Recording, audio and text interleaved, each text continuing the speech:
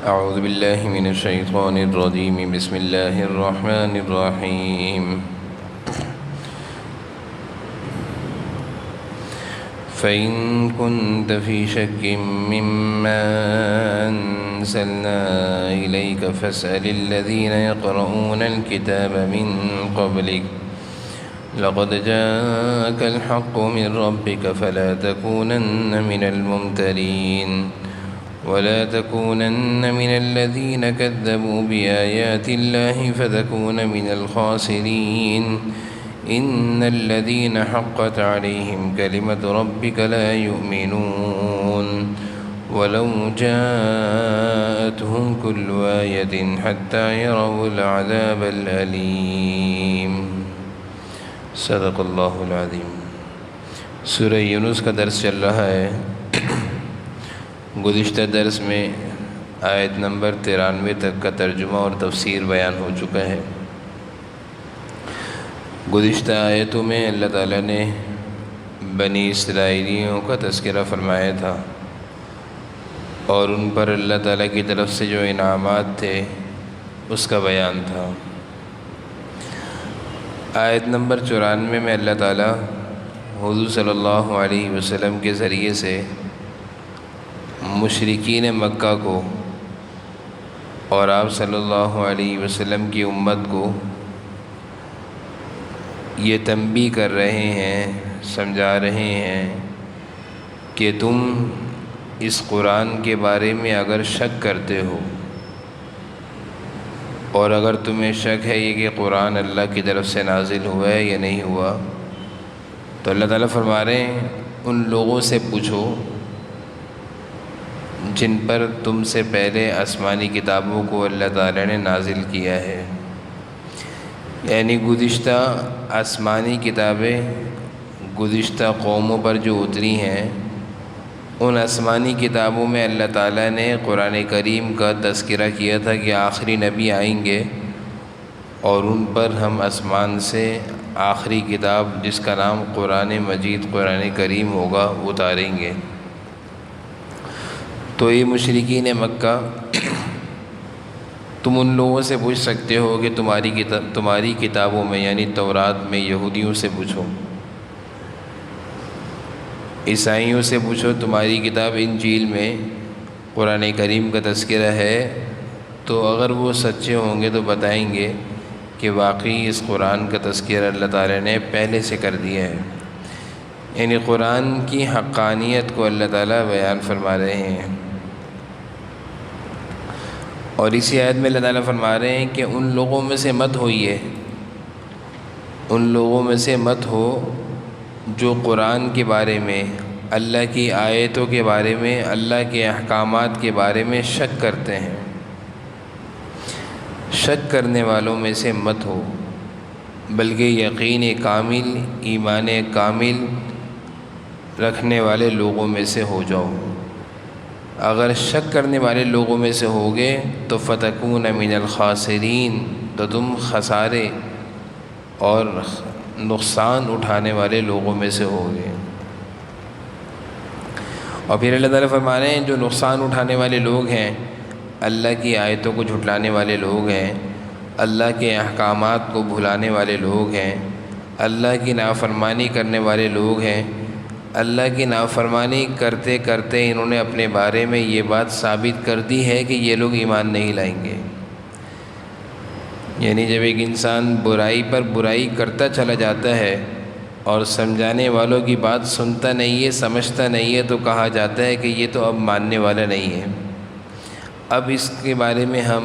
یہ فیصلہ کرتے ہیں کہ اب یہ ہماری بات نہیں مانے گا۔ اللہ تعالیٰ بھی ایسے لوگوں کے بارے میں فرما رہے ہیں کہ جو لوگ مسلسل اللہ کی نافرمانی، اللہ کی آیتوں کا انکار، شک کی زندگی،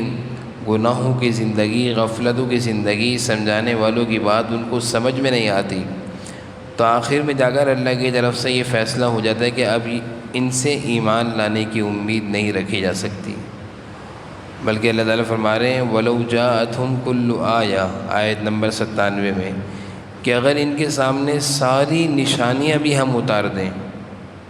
اور یہ عذاب کو دیکھ بھی لیں تب بھی یہ ایمان نہیں لائیں گے۔ یعنی بسا اوقات انسان کی ایسی حالت بن جاتی ہے گناہوں کے کرنے سے، اللہ کو ناراض کرنے سے، نافرمانی اور گناہوں کی نحوستوں کی وجہ سے،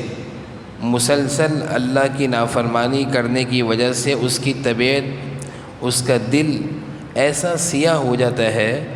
کہ اس کو سمجھانے والوں کی بات تو بالکل سمجھ میں آنے کی کوئی امید ہی نہیں رہتی اس سے، بلکہ اللہ فرما رہے ہیں کہ سارا قرآن بھی اس کے سامنے پڑھ کر رکھ دو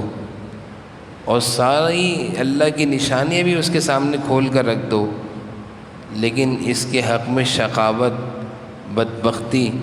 اور نالائقی ایسی ثابت ہو گئی ہے کہ یہ اب ایمان نہیں لائے گا۔ یہ کیوں؟ ایسا کیوں ہوا؟ مسلسل اللہ کی نافرمانی کرنے کی وجہ سے۔ یہی وجہ ہے کہ حدیث میں آتا ہے کہ جب انسان ایک گناہ کرتا ہے تو دل پر ایک سیاہ دھبا لگتا ہے، توبہ کر لے تو وہ سیاہ دھبا صاف ہو جاتا ہے، اور اگر توبہ نہ کرے، ایک گناہ اور کرتا ہے، ایک گناہ اور کرتا ہے، کرتے کرتے دل سیاہ ہو جاتا ہے، اور جب دل سیاہ ہو جاتا ہے تو دل کو پھر صحیح اور درست بات سمجھ میں نہیں آتی۔ تو ان آیتوں میں اسی کا تذکرہ ہے، دیکھیے گا۔ فَإِن كُنتَ فِي شَكٍّ مِّمَّا أَنزَلْنَا، سو اگر فی شک کرتے ہو تم، اگر شک کرتے ہو مما انزلنا، اس چیز کے بارے میں، انزلنا جس کو ہم نے آسمان سے اتارا ہے، یعنی اگر تم شک کرتے ہو قرآن کے بارے میں، فاسأل الذین، فاسأل مانے سوال کرو ان سے، یقرؤون الکتاب، یقرؤون جو پڑھتے ہیں کتاب کو، من قبلک آپ سے پہلے جو کتابیں اتری ہیں،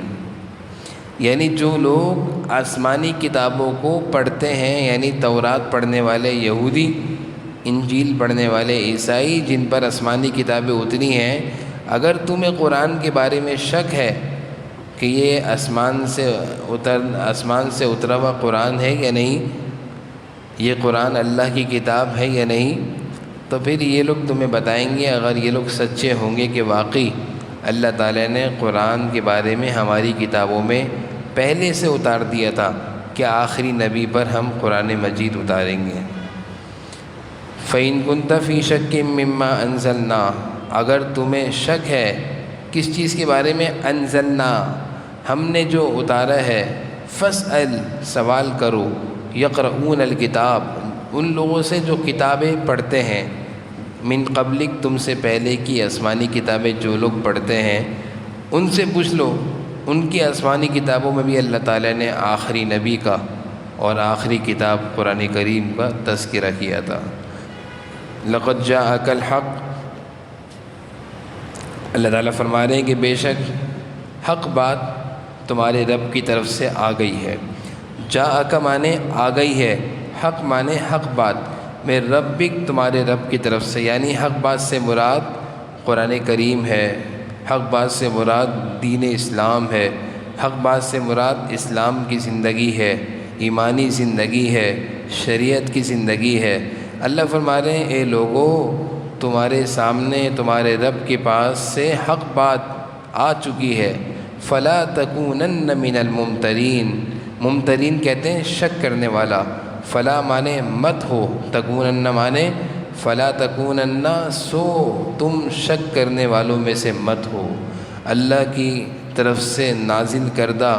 آسمانی کتاب قرآن اور دین کے بارے میں شک مت کرو، یقین سے اس کی پیروی کرو اور بات مان لو، جو اس قرآن میں موجود ہے اس پر یقین کر لو۔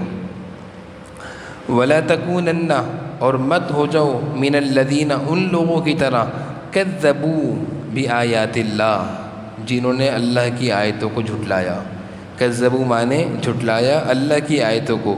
نقصان کیا ہوا، فتکون من الخاسرین، اب وہ لوگ نقصان والوں میں سے، خسارے والوں میں سے ہو گئے۔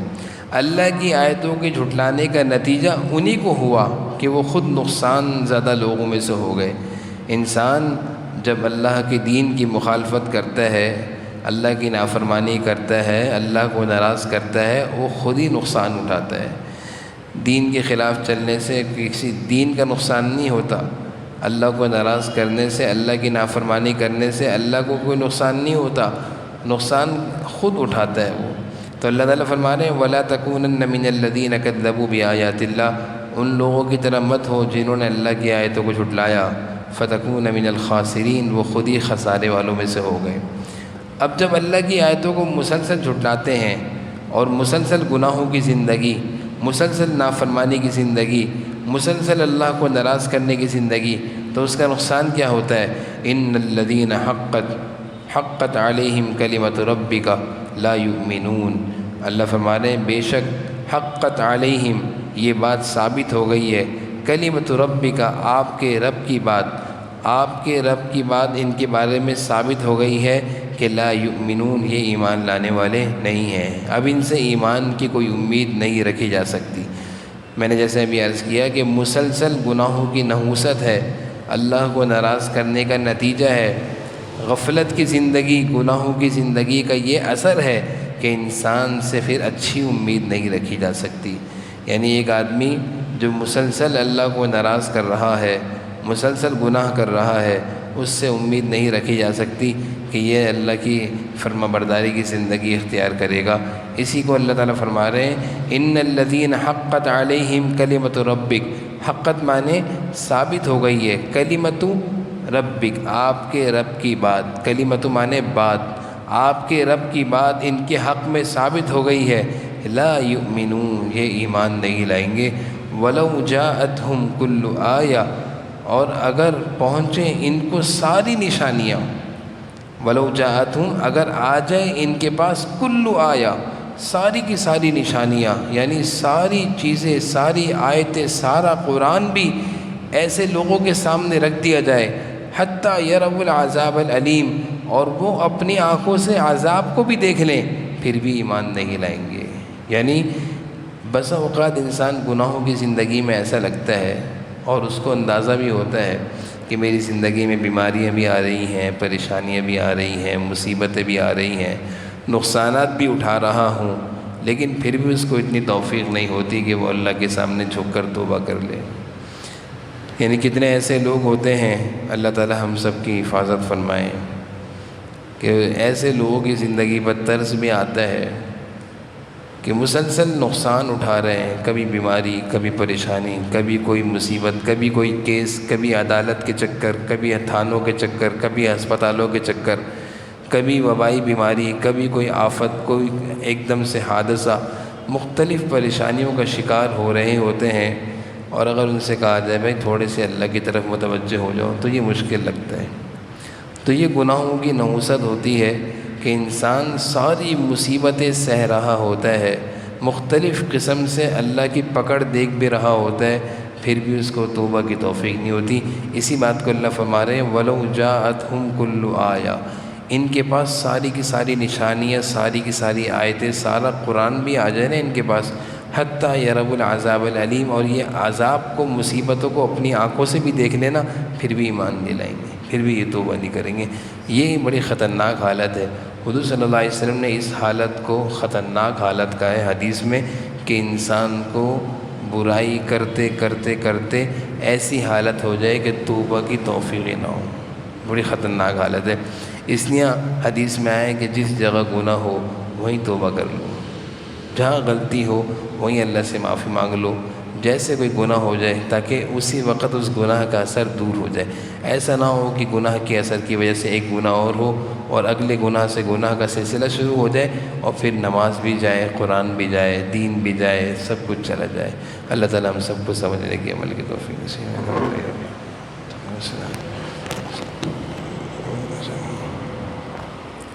یا اللہ ہمارے اس بیٹھنے کو قبول فرما لے، اس پڑھنے کو قبول فرمائے، اللہ ہمارے ساتھیوں کے قبول فرمائے۔ صلی اللہ علیہ وسلم۔